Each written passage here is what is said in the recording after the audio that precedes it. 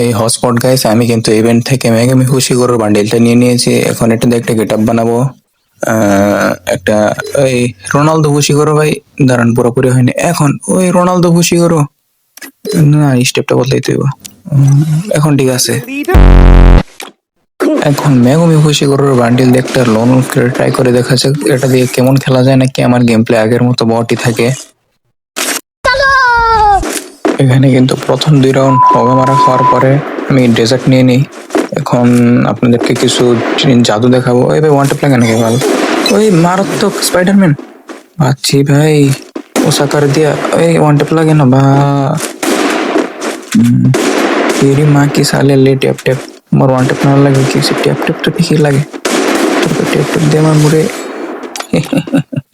अरे भाई, আমি রোনালদো খুশি করো, রোনালদো খুশি করো তুমি।